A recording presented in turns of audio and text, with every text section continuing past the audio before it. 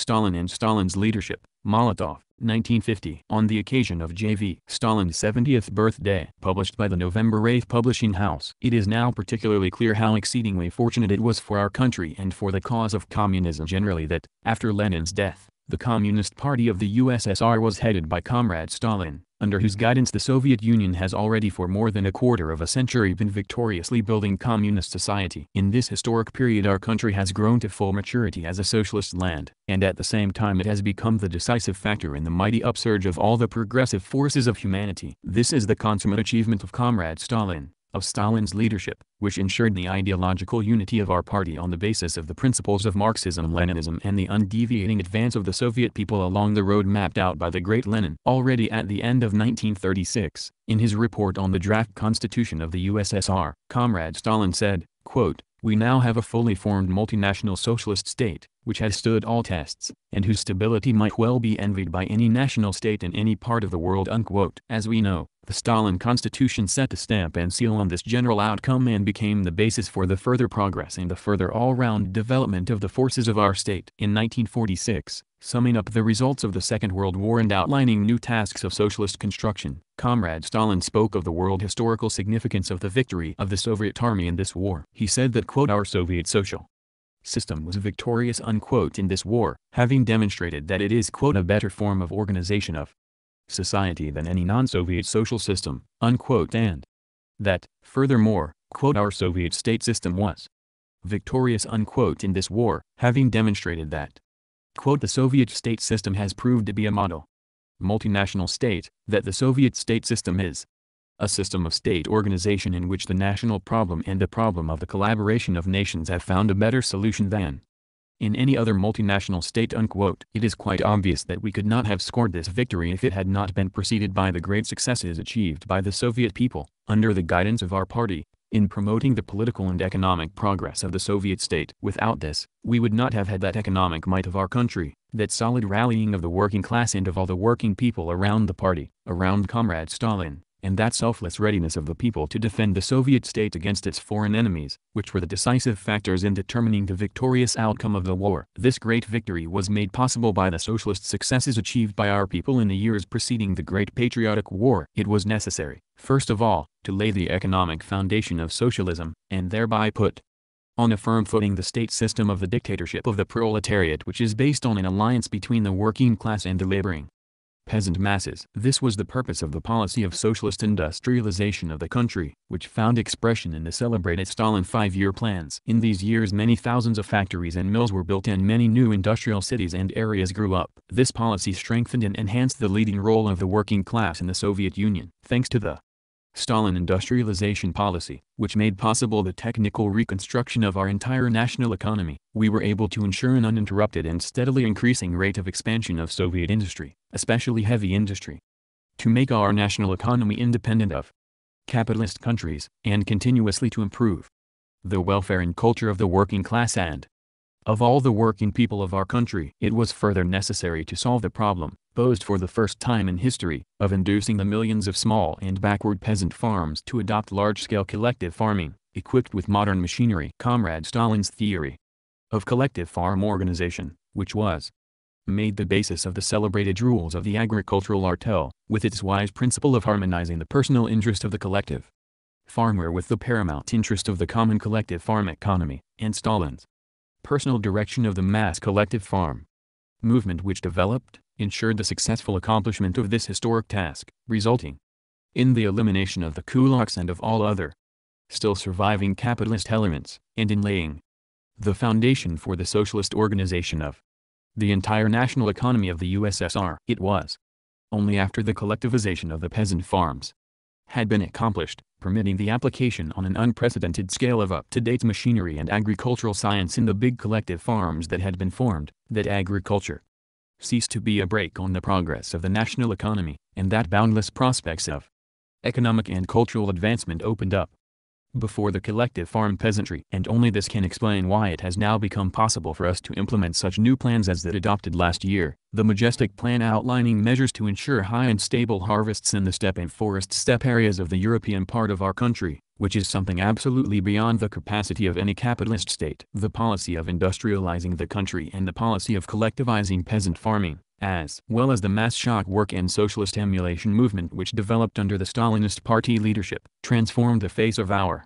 country. Capitalist elements were completely eliminated. From an exploited and oppressed class, our working class became the leading force in the Soviet state, heading the Soviet people in the building of socialism. Having built collective farms enjoying all the advantages of modern large-scale agriculture, the Soviet peasants definitely liberated themselves from the vampires that preyed upon the countryside, the kulaks, profiteers, usurers and other exploiters, and began to lead a new, prosperous and cultured life. The present Soviet intelligentsia are not the intelligentsia of old. They are new, people's, socialist intelligentsia, the bulk of whom also come from the workers, peasants and other laboring sections, and who serve their people willingly and devotedly. A socialist society has been founded and is already firmly established in our country, a society without capitalists and without exploitation of man by man. And at the same time the roots of a possible restoration of capitalism have been irrevocably extirpated. What lends particularly great significance to the fundamental social changes that have taken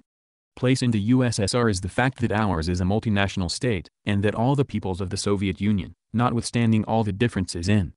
their historical past, and often in their present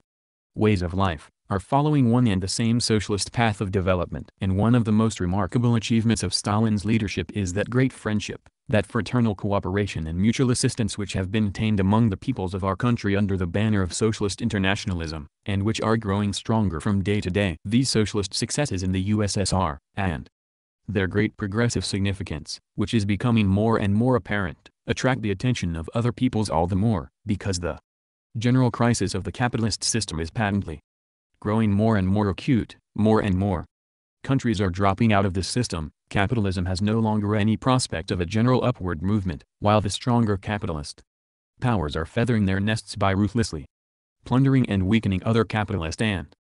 dependent countries, and, above all, by brutally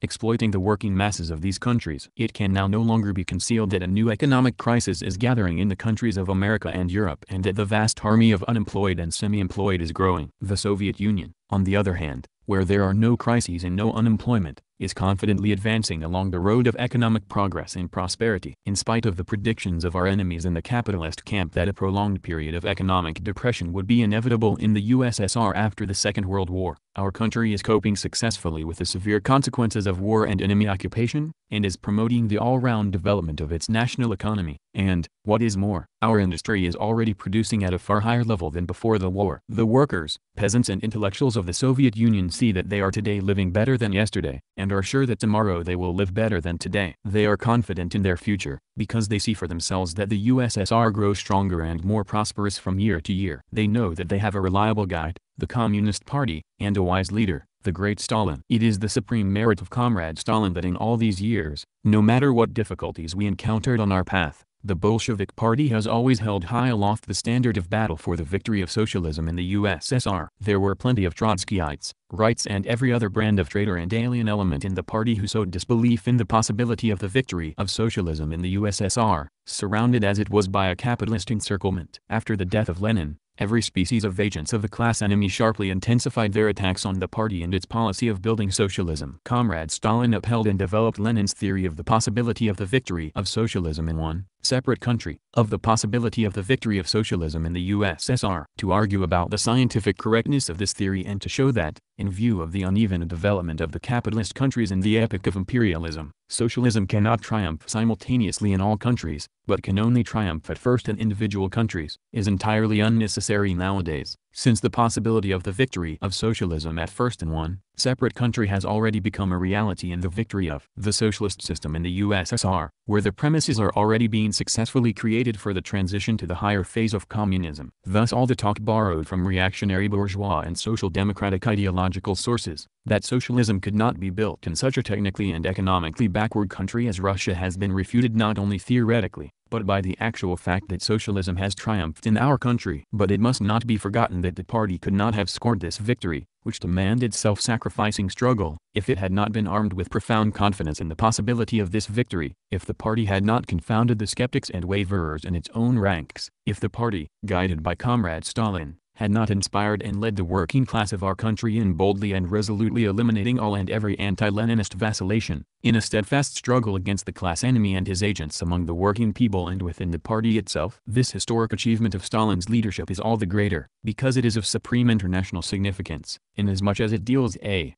crushing blow to the social democratic disbelief in the victory of socialism, a disbelief which all communist parties have to encounter within their own ranks. The victory of socialism in our country has manifestly demonstrated that the so-called "objective premises" for the victory of socialism have long ago matured in all countries of Europe, and not only of Europe, and that, in view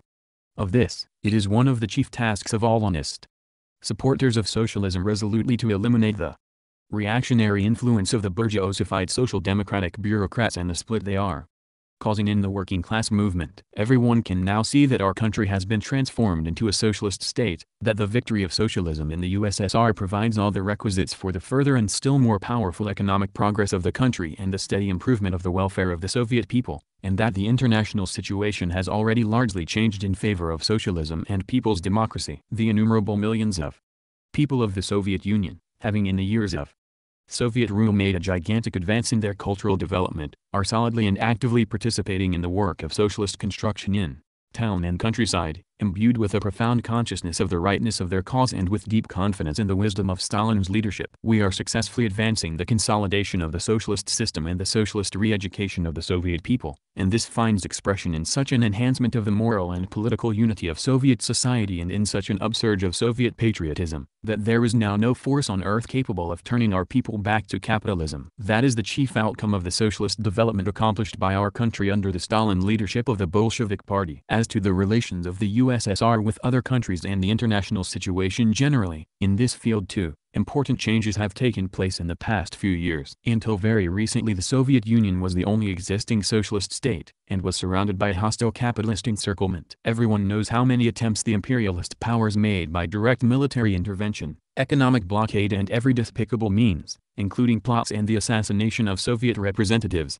wrecking and sabotage, to put an end to the existence of the first socialist state. The chief task confronting the foreign policy of the Soviet government was to ensure the external conditions for the peaceful development of the USSR. This likewise entailed constant and vigilant concern to enhance the strength of the Soviet army and its readiness to defend the country against attack. The fact that from 1921 to 1941 our country was able, by pursuing an independent Soviet foreign policy, to secure peaceful conditions for its development is an immense achievement of the Stalin foreign policy, the policy of peace. The Stalin foreign policy, backed by the successes in building socialism and the growing might of the country, enabled us to extend the pre-war period of peace into 20 years of peace, and this solved the problem of converting the USSR into a mighty socialist power, which stood all the trials of the last war with credit. The Second World War ended in complete victory for the USSR and the Allied states over the fascist aggressors. It stirred the Soviet people to a tremendous exertion of effort and at the same time demonstrated to the whole world the economic might of our country and the unbreakable unity of the peoples of the USSR built up under Stalin's leadership of the party in the years preceding the war. By their self-sacrificing struggle, the Soviet people "saved the civilization of Europe from the fascist pogrom-mongers." J. Stalin. The unexampled exploits of the Soviet army in this war surrounded our motherland with glory. Everyone knows what an inestimable role was played by Comrade Stalin in organizing the great victory. In order to organize victory, Comrade Stalin himself took over the political and economic direction of the country, as well as the military direction, himself assuming command of the country's armed forces, which inspired the army and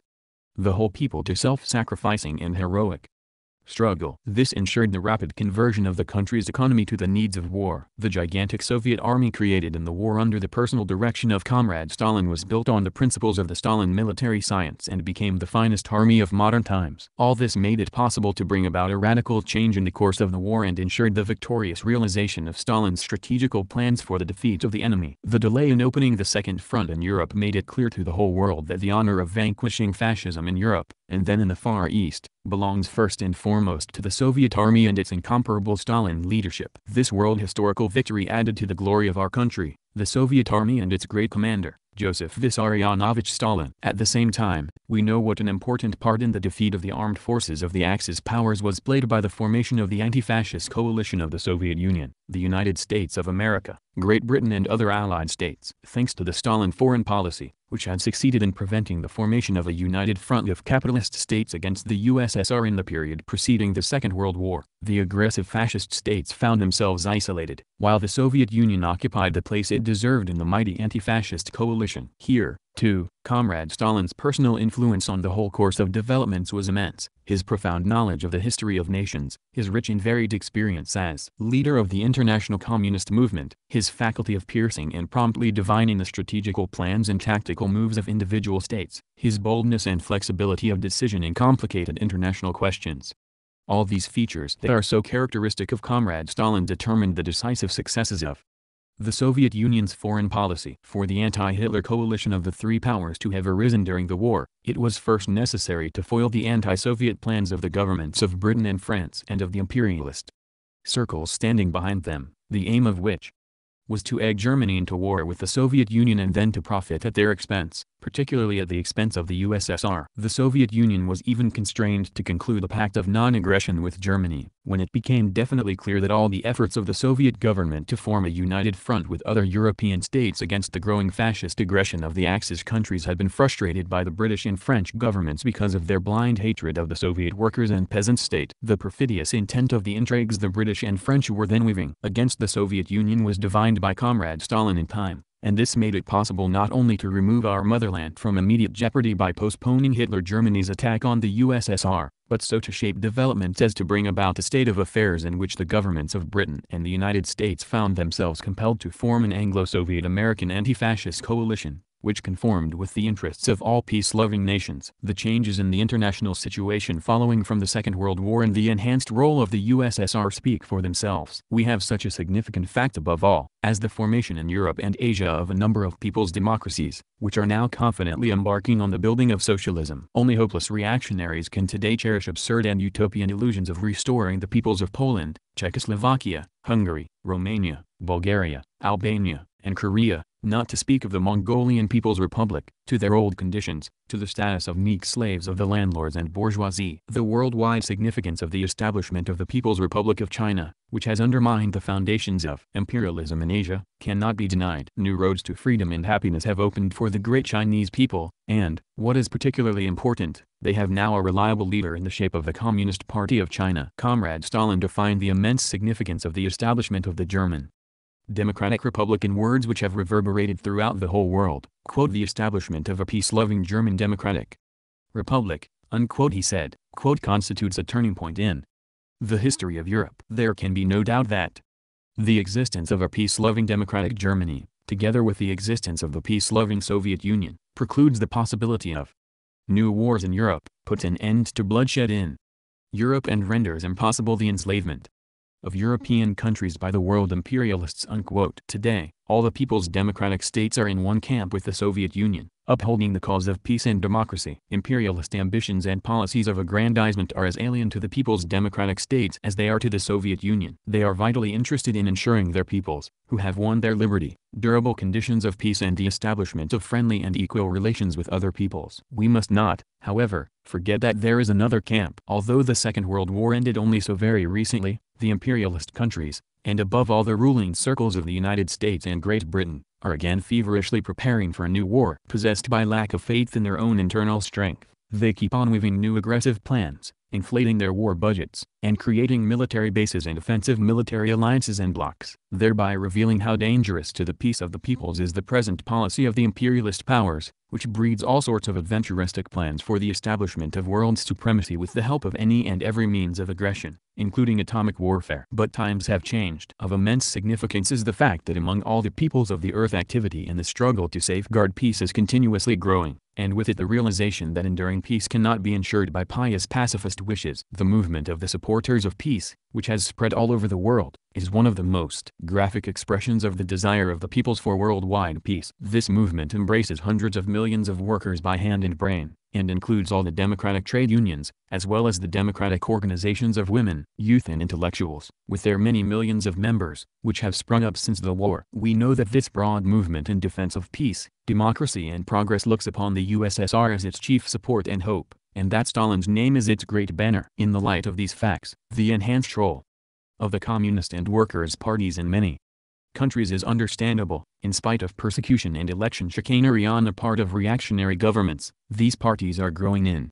numbers and ideological firmness as Marxist-Leninist parties. During the war, the prestige of the Communists among the masses increased unprecedentedly, since it was from the ranks of the Communists that came the most devoted fighters against fascism and champions of the rights and liberty of the people. Today no government that wants to enjoy real authority among its people can ignore the tremendous spread of the influence of communist ideas among the masses. As we know, in order to climb to power in Yugoslavia, the Tito clique also had to pretend to be friends of the USSR and to pose as communists. But the time is not far off when the traitorous Tito clique, who have become a gang of hired assassins and spies in the service of foreign imperialist governments, and whose hostile plans against the Soviet Union and their own people have been exposed, will suffer the ignominious fate of unscrupulous mercenaries of imperialist reaction. All this signifies that since the Second World War the alignment of international forces has substantially changed. In place of the old situation, where there was only one socialist state, the USSR, existing in the midst of a capitalist encirclement, a new situation has arisen,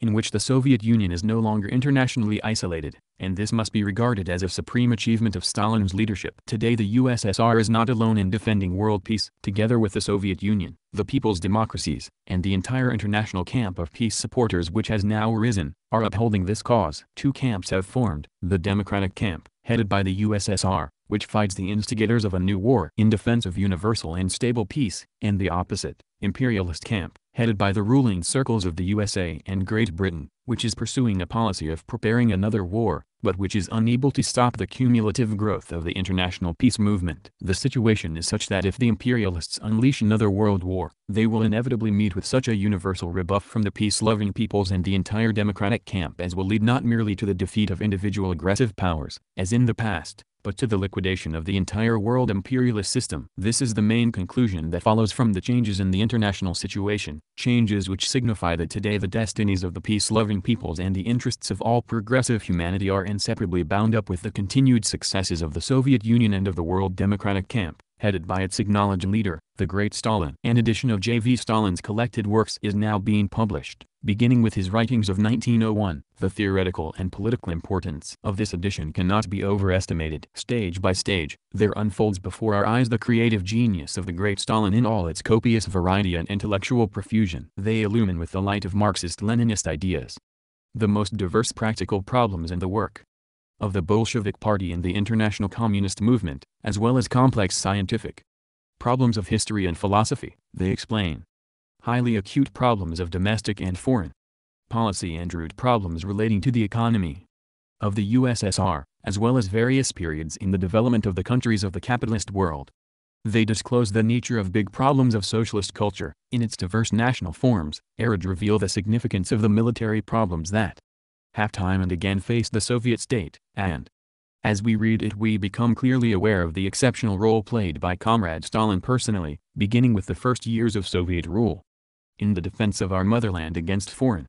enemies, as well as in the consistent implementation of the Soviet policy of peace, which has always been and continues to be the chief task of the foreign policy of the USSR, and much else besides, testifying to the great historic deeds of our party and its Stalin leadership. A great creative Marxist, Comrade Stalin has done much to develop the Leninist strategical and tactical principles of our party, which is exceptionally important to the communist movement in all countries. Above all, mention should be made of the problem of the victory of socialism in one separate country, which was first raised by Lenin, and which in the works of Comrade Stalin finds profound scientific treatment. Comrade Stalin has also illumined with the idea of Marxism-Leninism and has theoretically developed other major problems that confronted our party and the Soviet state, as, for instance, the Communist Party as a revolutionary party of a new type, and, in particular, the question of its leading role in the system of the dictatorship of the proletariat, the socialist industrialization of the USSR and its decisive significance in strengthening the Soviet state, the collectivization of the millions of peasant farms and the liquidation of the last of the exploiting classes, the kulaks, as the consummation of the socialist transformation of the foundations of the entire national economy of our country, the problem of strengthening the socialist state to the utmost in the midst of a capitalist encirclement, and the question of the conditions for the withering away of the state,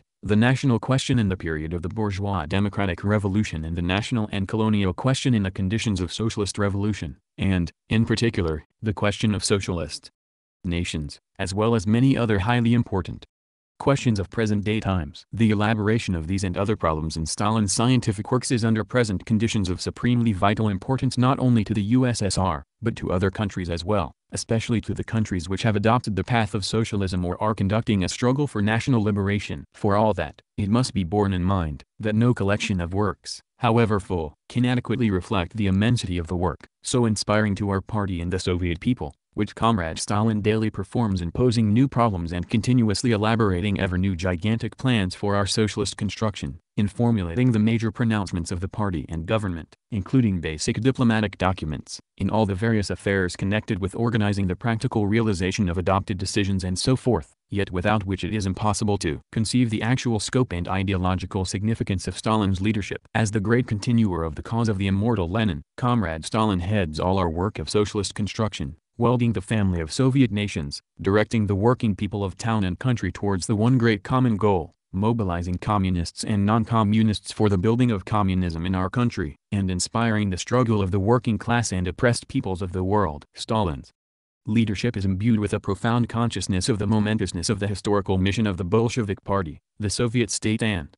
of our entire cause. Critical verification of work performed, regardless of rank or past services, persistent development of Bolshevik self-criticism, unflagging vigilance with respect to the class enemy and the schemes of his agents, who are still active, promotion of new, ideologically staunch cadres who have been tested in action, and encouragement of young talent, utmost development of socialist emulation and of all other forms of active participation by the broad masses in the building of communism, and the continual advancement of new measures for promoting the culture and communist education of the Soviet people. These are some of the most potent features of Stalin's leadership of our party. Facts of historic significance bear witness to the invariable success with which the party, under Comrade Stalin's leadership, has coped, and is coping, with these paramount tasks. In his remarkable article, quote, on the question of the strategy and tactics of the Russian communists, unquote, written in 1923, Comrade Stalin clearly defined three historic turning points in the history of our revolution and the three corresponding strategical plans of our party. Regarding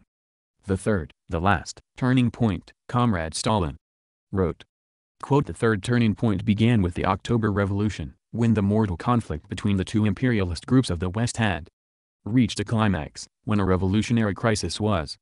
obviously brewing in the West, when bourgeois rule in Russia, bankrupt and entangled in contradictions, fell under the blow of the proletarian revolution, when the victorious proletarian revolution, having broken with imperialism and retired from the war, acquired sworn enemies in the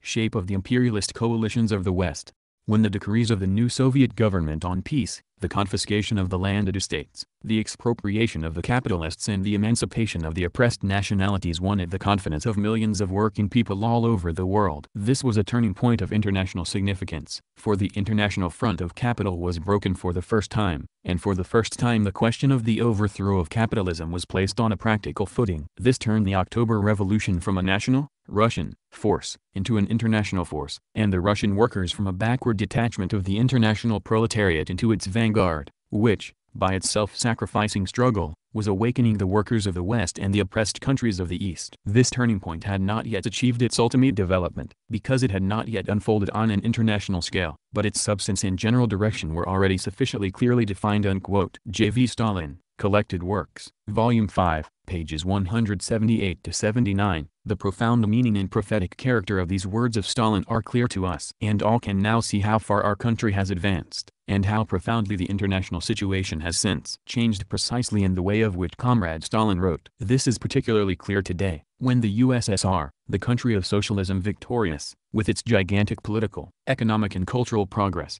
together with its friends, the people's democracies, is confidently marching forward, while the capitalist countries, both big and small, are more and more losing confidence in the future, unable to find a way out of the mounting economic and political contradictions, and continually stricken with new economic disasters. In distinction to the capitalist countries, where blind laws of elemental economic development prevail and set the general tone, with the inevitable periodical crises and growingly acute social antagonisms consequent thereon, the Soviet state is built on entirely different principles. In our country, thanks to the socialist revolution and the abolition of the exploiting classes which followed it, the progress of the entire national economy is organized on planned lines, which is something no capitalist state can dream of. In the Soviet Union not only is the economic progress of the country organized in accordance with a single long-range plan, but the planning element is introduced into all other branches of social life. with the purpose of accelerating the general and all-round progress of the culture of the peoples of the USSR, and the progress and thriving of the sciences and arts. Only understanding this, can one understand the growing successes of Soviet science and technology, including the well-known achievements in mastering atomic energy, which so amazed and disconcerted all the various enemies of the USSR. Every day brings out more clearly the profound fundamental and practical significance of the struggle against pseudoscience launched by the scientists of the Soviet Union, armed with the method of materialist dialectics. Our literature and art are more and more becoming the standard-bearer of our Stalin epic,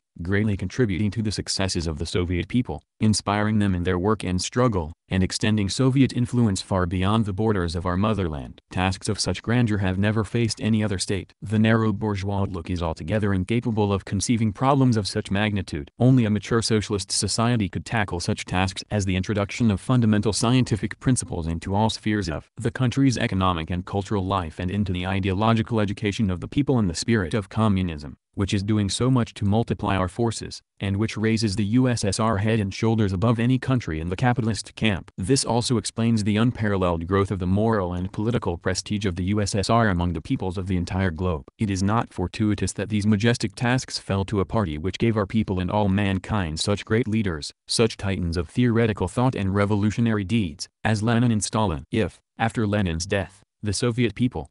triumphantly solved their internal and external, strategical and tactical problems, and made their state so mighty and, at the same time, so spiritually near and comprehensible to the working people of the whole world, the supreme and historic credit for this belongs in the first place to the great